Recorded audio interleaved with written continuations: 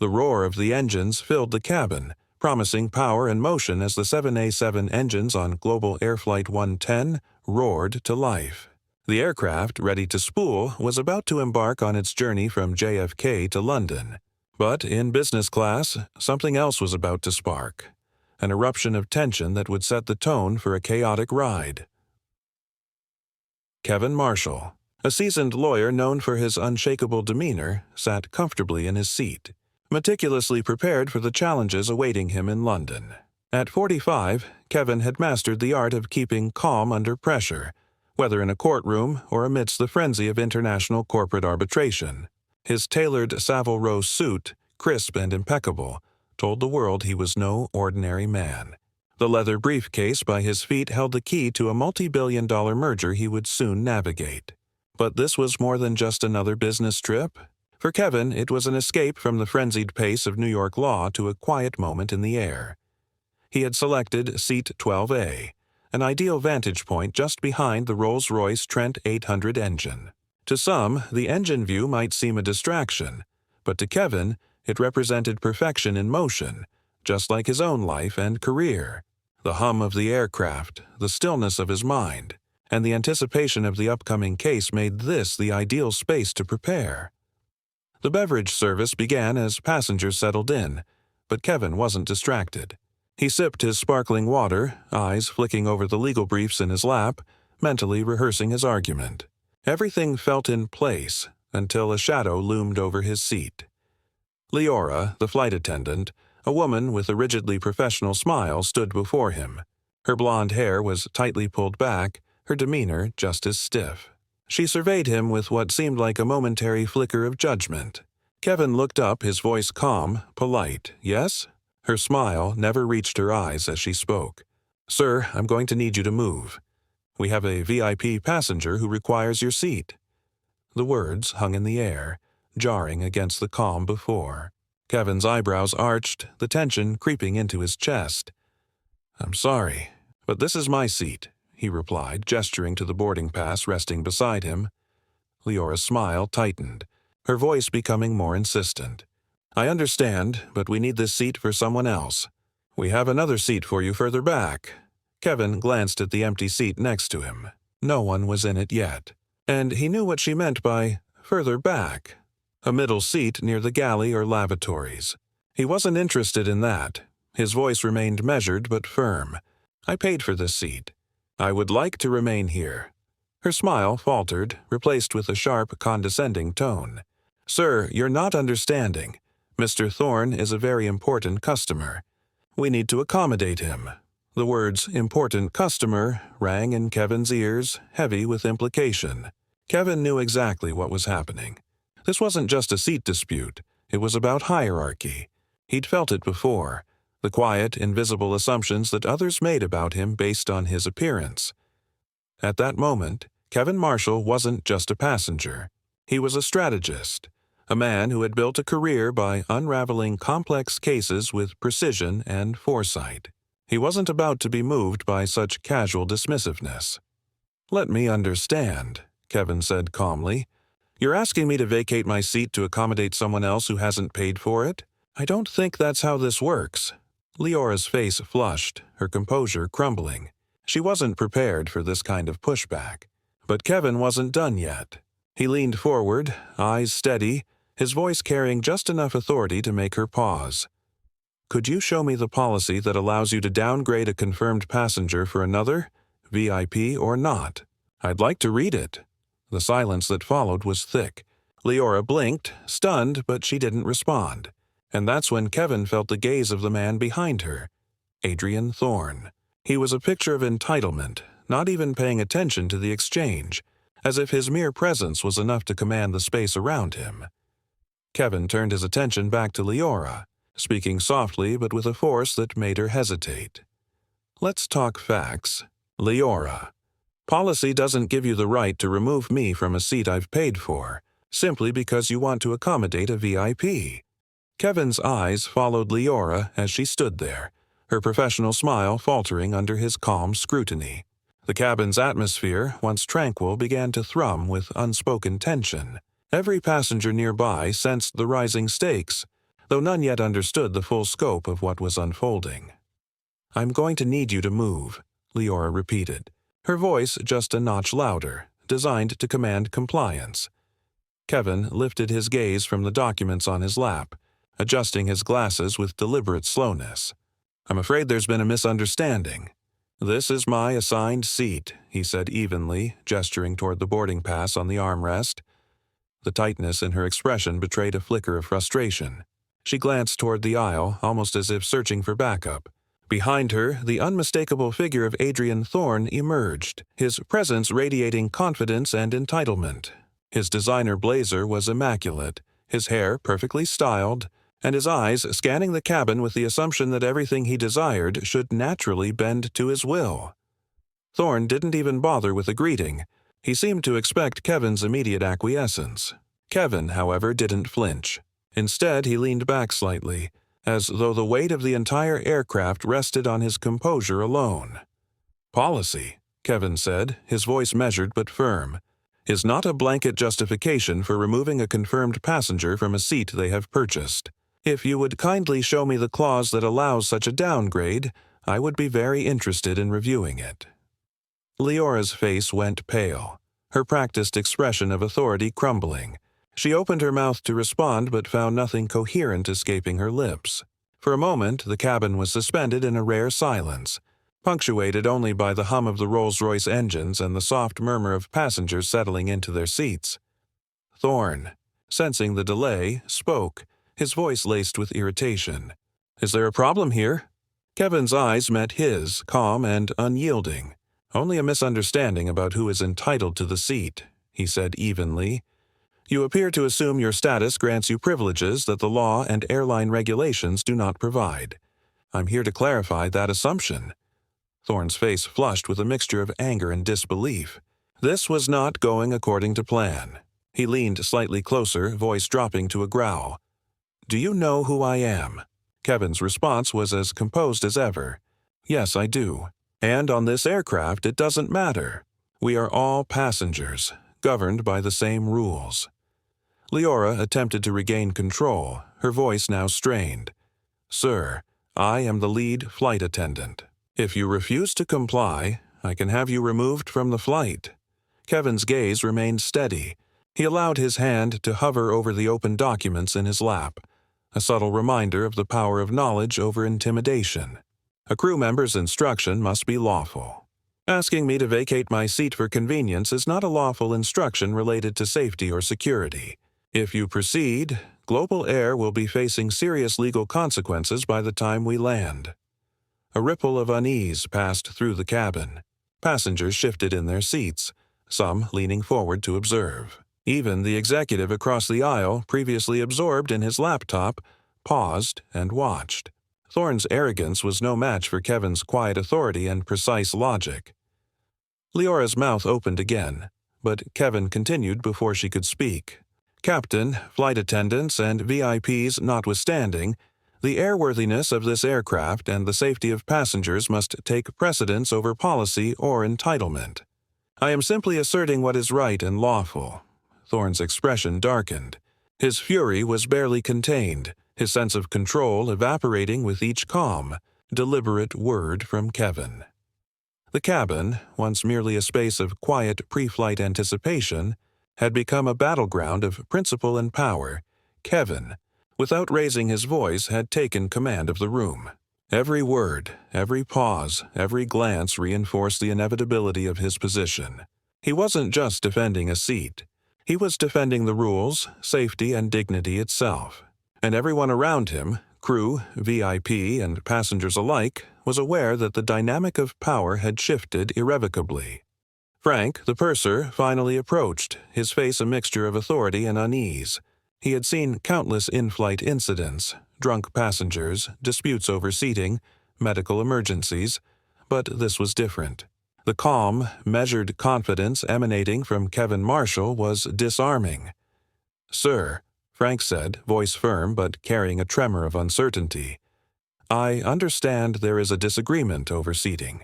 We need you to take seat 18E immediately so we can close the doors and depart on schedule."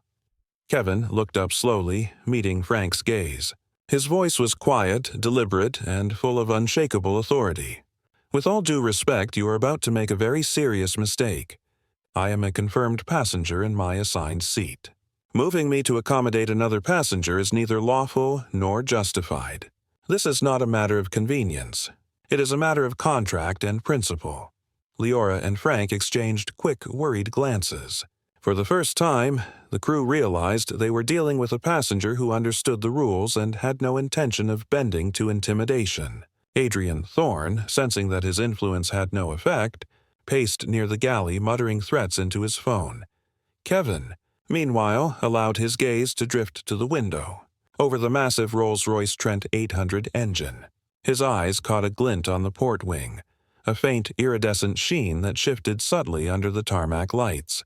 At first glance, it could have been nothing, a reflection of the lights.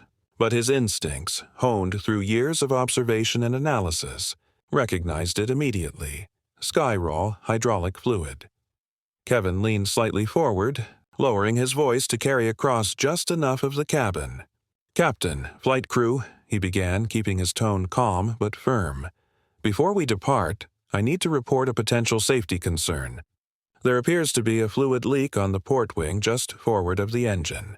From my observation, it could compromise the slat actuator line if not addressed." The cabin fell into an uneasy silence. Passengers shifted, some leaning closer to watch. The executive across the aisle, who had been absorbed in his laptop, now set it aside, eyes wide with disbelief. Even Thorne froze mid-gesture. His phone paused halfway to his ear. Frank's face paled, and Leora's professional composure cracked completely. Their previous attempts to assert authority seemed trivial now in the face of Kevin's calm, precise observation. Kevin continued, his voice unwavering. "I am formally requesting that the captain be notified immediately and that a full ground inspection be conducted before we push back. This is not a trivial matter, nor is it a matter of preference or entitlement. It is a question of the aircraft's safety and the lives of all aboard." Passengers leaned closer, murmuring among themselves. Whispers spread, some reaching the back of the cabin. Did he just say hydraulic leak? Is this safe to fly? The tension in the air thickened, transforming the confrontation over a seat into a full-blown matter of safety and authority. Thorne's fury surged, but it was ineffective. His anger could not counteract physics, engineering, or law. Kevin's calm, precise words had shifted the battlefield entirely. The conflict was no longer about privilege or compliance, it was about safety, principle, and accountability. Frank fumbled with the interphone, clearly shaken while Leora's lips pressed into a thin line of exasperation and fear. Kevin remained seated, calm, almost meditative, watching as the consequences of a single observation began to ripple outward. Outside, on the tarmac, ground crew members moved toward the wing, flashlights sweeping the area Kevin had identified. The first step in confirming the hazard had begun, and the authority of entitlement, Thorne's assumed power, had already been neutralized. The cabin was on edge, passengers aware that this was no longer just a squabble over seats. Something far larger, more consequential was unfolding at 30,000 feet. Kevin Marshall, quiet, composed, and meticulous, was at the center of it. The intercom crackled and Captain Evans' calm, measured voice filled the cabin. "Ladies and gentlemen, we have been alerted to a potential maintenance issue on the port wing. As a precaution, we will not be departing at this time. Ground maintenance will inspect the aircraft and we will provide updates as soon as possible.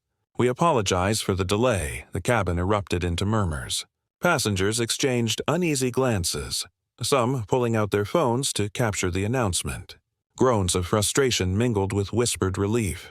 Kevin, seated in 12A, remained calm, observing the reactions with the detached precision of a strategist. Every movement, every murmur, confirmed the correctness of his decision to speak up. Adrian Thorne, who had been pacing and barking orders, froze mid-step.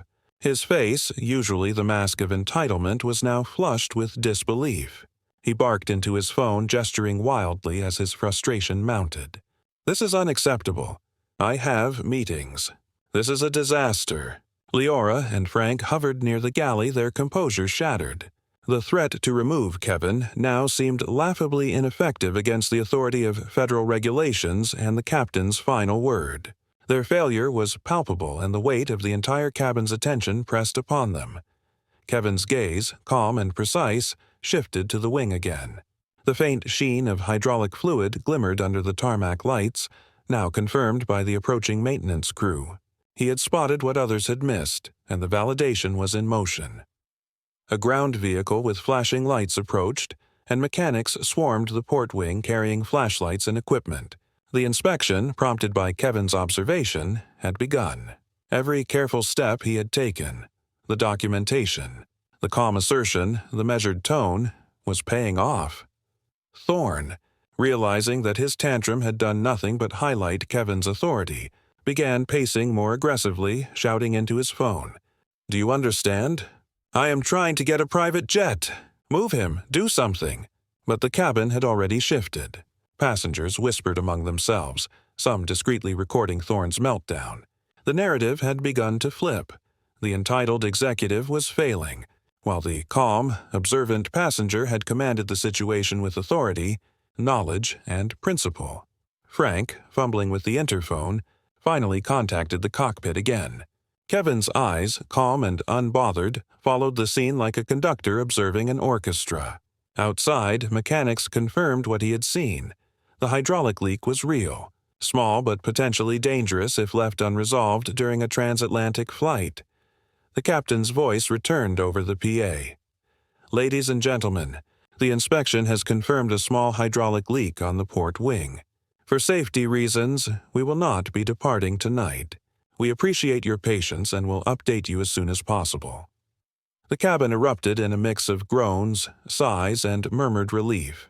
Kevin's calm, methodical approach had prevented what could have been a dangerous situation. The authority of entitlement, Thorne's power, Leora's threats, had been rendered meaningless by knowledge, composure, and adherence to principle. Leora approached Kevin quietly, voice subdued. "Mr. Marshall, the captain would like to speak with you directly." Kevin rose smoothly, collecting his briefcase. Passengers subtly acknowledged him with nods or whispers of thanks. Even those who had been frustrated by the delay now recognized that his actions had likely prevented disaster. Thorne, meanwhile, was a storm of rage, unable to command the situation. His calls went unanswered, flights were unavailable, and the viral potential of his public meltdown loomed. Kevin's quiet authority had set in motion a series of consequences far beyond the scope of a simple seat dispute. The cabin, the crew, and the passengers were all now witnesses to the power of composure, principle, and precise observation. Kevin Marshall had turned a challenge into leverage, and the consequences were just beginning to unfold. By the time the passengers deplaned, the tension had shifted from the cabin to the gate. The crowd of 300 travelers surged forward, demanding information, complaining about the delay and venting frustration. Gate agents scrambled to maintain order, their headsets crackling with urgency and instructions. Adrian Thorne stood at the center of it all, his red-faced rage unmatched. He barked into his phone, gesturing wildly, as if the sheer force of his entitlement could bend the airline to his will. "Do you understand? I need a plane now. This is unacceptable. Move him. Make them fix this." Kevin, escorted calmly by a gate agent, walked past the chaos as if it were nothing more than a minor inconvenience. Passengers stepped aside, some murmuring thanks, others simply watching in awe. His presence was commanding, his composure unshakable, even as Thorne flailed, impotent against the reality Kevin had exposed. Inside, the station manager, Peterson, had already initiated damage control. He met Kevin in a quiet office away from the growing crowd. "Mr. Marshall," he said, offering a firm handshake, "on behalf of Global Air, I want to thank you. Your vigilance prevented a potentially serious incident. Captain Evans has fully briefed me. Please allow us to make this right." Kevin listened quietly. The airline had already arranged first-class accommodations on the next flight, a night in a presidential suite, and full coverage of all expenses. It wasn't about compensation for him. It was about principle. He nodded once, acknowledging the gesture without indulgence. Meanwhile, Adrian Thorne's meltdown escalated outside. Every frustrated passenger, every agent trying to calm the situation, and every phone capturing video amplified his public humiliation. Within minutes, the first clips appeared online. CEO loses it at JFK after passenger refuses to give up seat. Passengers who had witnessed Kevin's calm, measured actions began posting additional context. The passenger had spotted a hydraulic leak, requested a safety inspection, and prevented the flight from taking off with a dangerous mechanical issue. The narrative quickly shifted. This was no longer just a CEO tantrum. It was a story of arrogance undone by intelligence and principle. Thorne's fury reached a fever pitch. He yelled, demanded immediate solutions, and called every number he could think of. But the airport's systems, the grounded flight, and the viral documentation of his behavior were immovable. For the first time, the billionaire's wealth and influence were powerless. Kevin, meanwhile, returned to his hotel suite, arranging his preparation for the arbitration hearing in London. The chaos around Thorne and the airline's scramble mattered little. Kevin's work, his principle, and his composure had already set the narrative. Social media amplified the event faster than any corporate PR team could manage. Hashtags like YigerKarma at 30K feet and Seat12A Hero began trending. By morning, Thorne's meltdown was a viral case study of entitlement versus accountability, while Kevin's calm, strategic intervention became a quiet legend among those who had witnessed it firsthand. The airline implemented immediate internal reforms. Frank and Leora were removed from duty pending investigation. Training modules were revised, focusing on de-escalation, unconscious bias, and prioritizing passenger-reported safety concerns over VIP convenience. The GA-110 protocol, named for the flight itself, would become a permanent part of the airline's operational procedures. For Kevin, the victory was quiet but absolute. He had stood his ground, prevented potential disaster, and upheld principle without raising his voice, without losing composure. Meanwhile, Adrian Thorne's empire was beginning to feel the ripple effects. Public humiliation, social media scrutiny, and corporate consequences were converging in real time, and there was no immediate remedy. Kevin's actions had done more than save the flight. They had exposed the fragility of entitlement when confronted with calm intelligence and principle.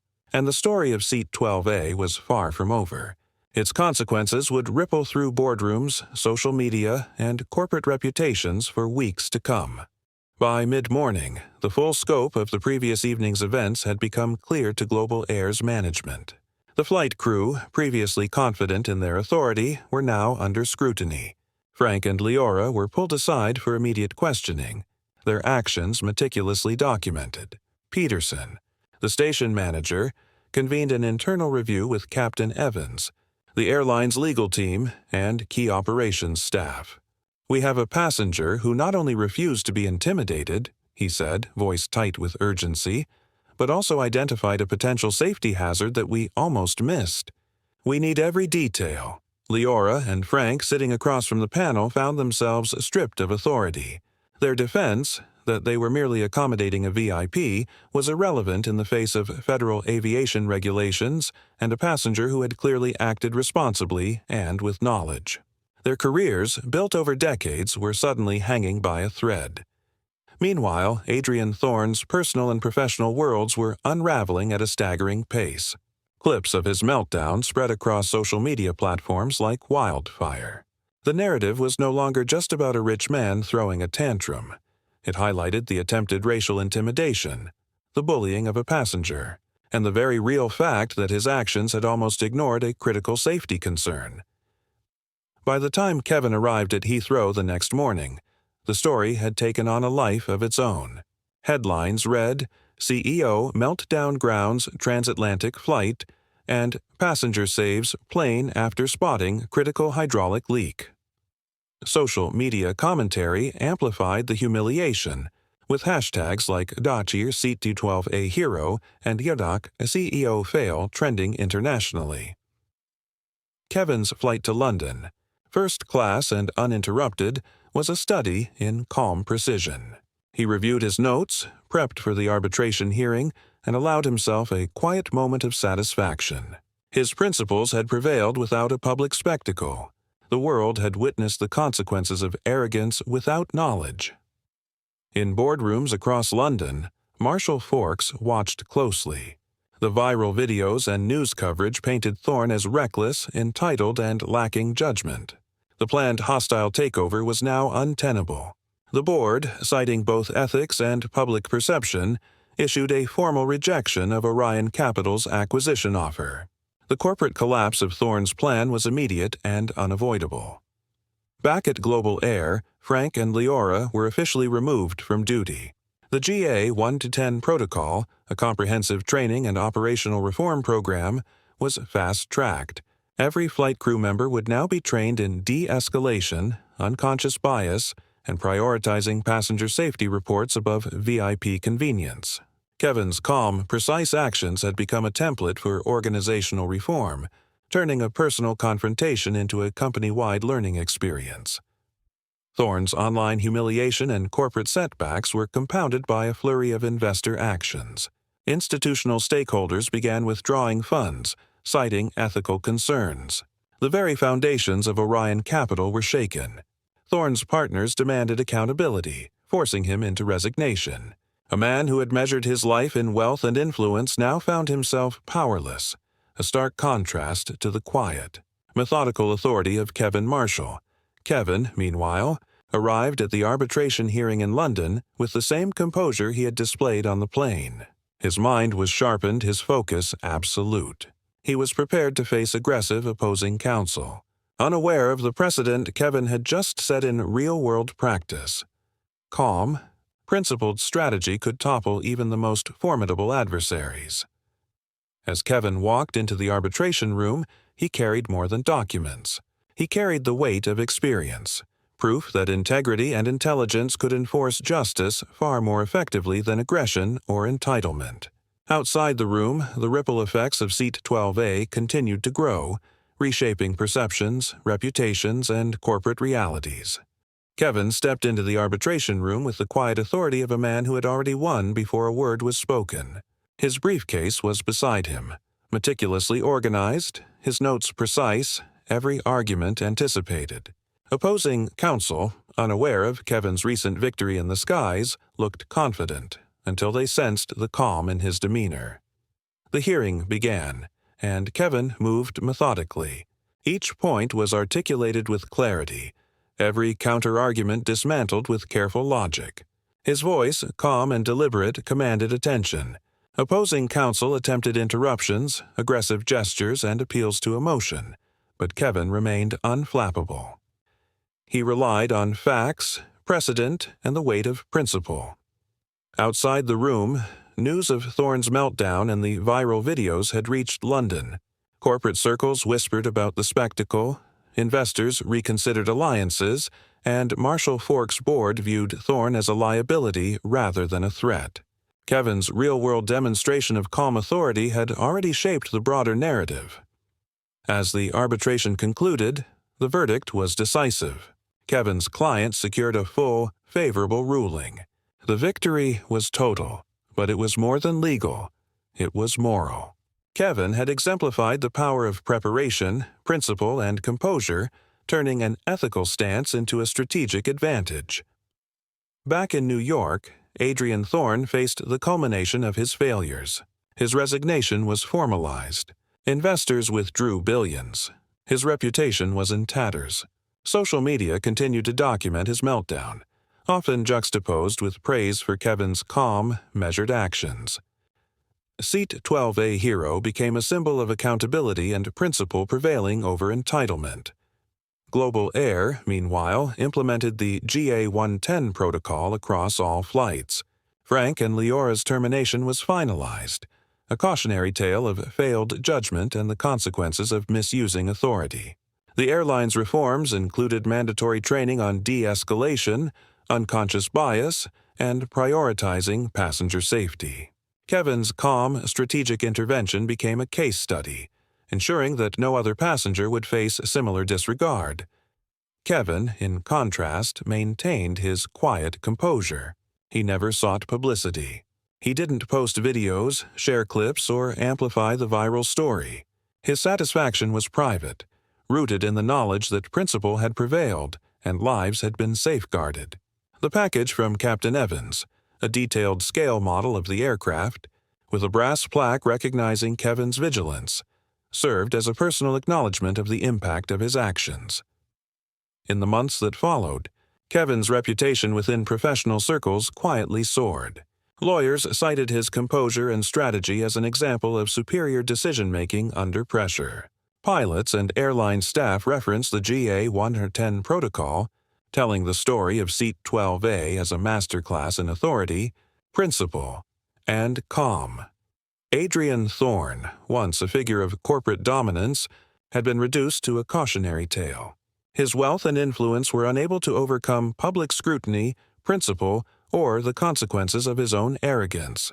The chain reaction that began on the tarmac of JFK had cascaded into boardrooms, social media feeds, and corporate reputations worldwide. Kevin's victory was quiet, but absolute.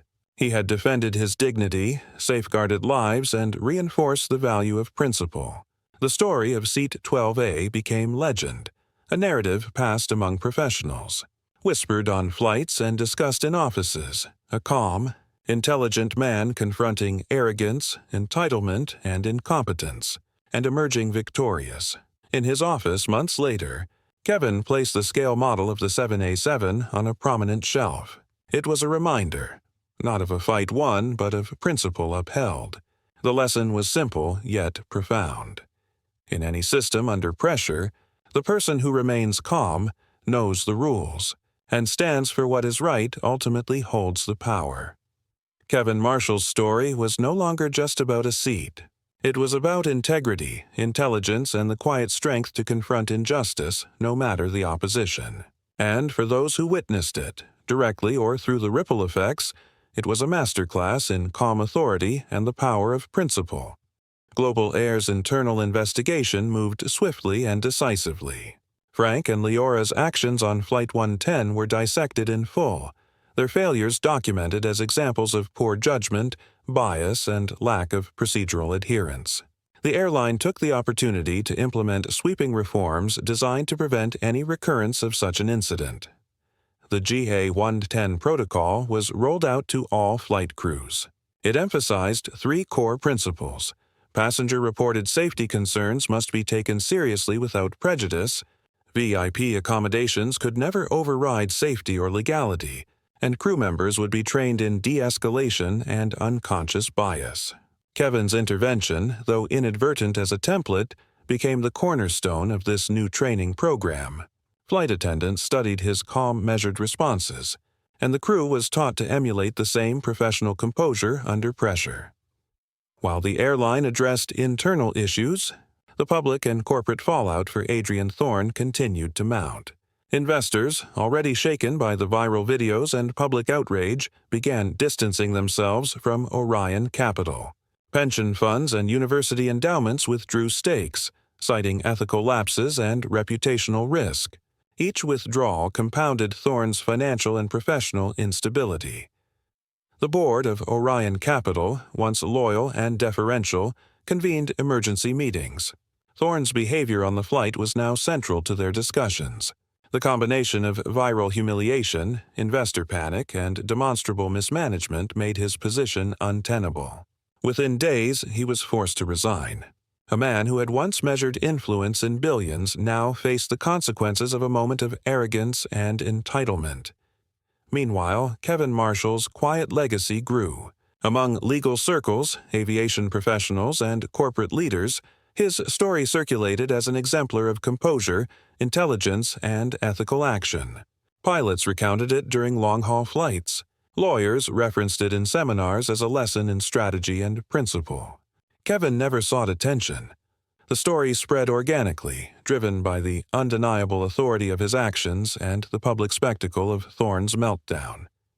Kevin's reward was quiet but profound. While the world observed the collapse of a CEO and the transformation of airline procedures, he was already immersed in his next case. The arbitration in London had sharpened his focus, but the lessons of Flight 110 reinforced the value of preparation. calm, and strategic observation. As the months passed, the ripple effects of his actions remained. Airlines integrated the GA-110 protocol into training manuals. Investors cited Flight 110 as evidence that executive behavior could directly impact corporate credibility, and social media preserved the lesson for a wider audience. Arrogance, entitlement, and disregard for principle would always meet consequences when confronted by knowledge, composure, and courage. In his office, Kevin placed the scale model of the Boeing 787 on a prominent shelf. It was more than a gift from Captain Evans. It was a tangible reminder of the principle he upheld, the quiet power of calm observation and ethical action. Every time he looked at it, he remembered the stakes, the composure required, and the ripple effect of doing what was right when it mattered most. Kevin's story became a legend among professionals.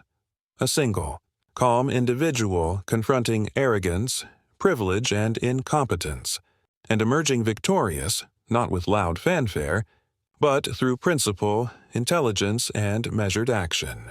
The narrative of Seat 12A would remain a blueprint for integrity and authority for years to come. Adrian Thorne's days of untouchable authority came to a brutal halt.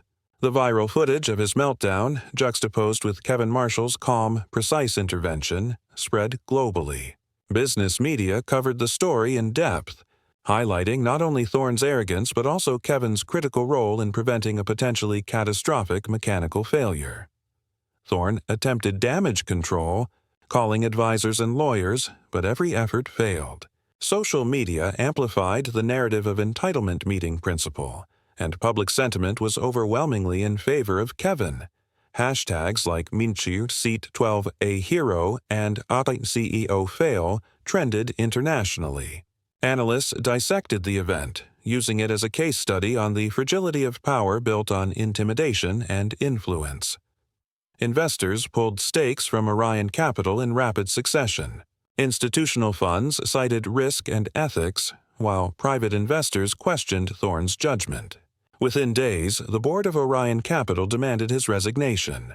The man who once commanded billions with ease was reduced to a figure of ridicule and professional irrelevance. Meanwhile, Kevin's actions were quietly recognized in professional circles. Aviation authorities and corporate leaders began referencing Flight 110 as a model of vigilance and principled decision-making. Pilots, lawyers, and executives shared the story as a lesson. Calm authority and ethical clarity could outweigh money, status, and intimidation. The airline continued to implement reforms. The GA-110 protocol became mandatory for all flight crews, emphasizing the need to take passenger-reported safety concerns seriously. Frank and Leora were permanently removed from duty. Their careers effectively ended, their failures serving as an institutional cautionary tale. Kevin's quiet vigilance had sparked systemic change in both corporate and aviation practices. Kevin, however, remained detached from the spectacle. He didn't seek headlines or social media attention. Instead, he focused on his work, preparing for upcoming cases and reviewing legal strategies. The satisfaction he derived was private, a recognition that principle had prevailed. Lives had been safeguarded, and justice, in a subtle but profound way, had been served. As Thorne's empire crumbled, the story of Seat 12A continued to circulate. Airlines used it in training programs, lawyers cited it in seminars, and the public embraced it as an example of accountability. Kevin's calm, calculated response had transformed a personal confrontation into a powerful, enduring lesson. Months later, Kevin sat in his office, gazing at the detailed scale model of the Boeing 787 gifted by Captain Evans. It wasn't a trophy, it was a symbol of principle upheld. The events of Flight 110 had proven that calm observation, preparation, and ethical clarity could create ripples far beyond a single moment. The lessons were clear. Arrogance, entitlement, and attempts to wield influence without regard for principle would eventually meet consequences. Knowledge, composure, and integrity were far more powerful than wealth or status. Kevin's actions had saved lives, reshaped corporate training, and exposed systemic flaws in airline procedures. His reputation, though quietly cultivated, had soared among those who mattered: aviation professionals, lawyers, and corporate leaders who recognized the value of principle over intimidation. Adrian Thorne, in contrast, remained a cautionary tale. His public humiliation, social media virality, and corporate collapse served as a reminder that power without principle is fragile. Every misstep, every attempt to bully or intimidate, had compounded into an irreversible downfall. Kevin Marshall's story, centered on a single seat, a quiet observation, and unwavering principle, became legend. Pilots shared it on flights, lawyers recounted it over drinks, and corporate executives referenced it in strategic discussions. The man who had remained calm under pressure had reshaped the rules, not through force but through intellect, vigilance, and ethics. The model of the 7A7 on Kevin's shelf was a reminder that real power doesn't always announce itself with fanfare. Sometimes it manifests in quiet observation, principled action, and the ability to stand firm when every external force demands compliance. Kevin Marshall had proven that integrity and intelligence are the ultimate equalizers, and that karma, when coupled with principle, is unstoppable. If this story inspired you and reminded you of the power of standing your ground with calm and strategy, make sure to hit that subscribe button and turn on notifications so you never miss another story of justice, intelligence, and karma.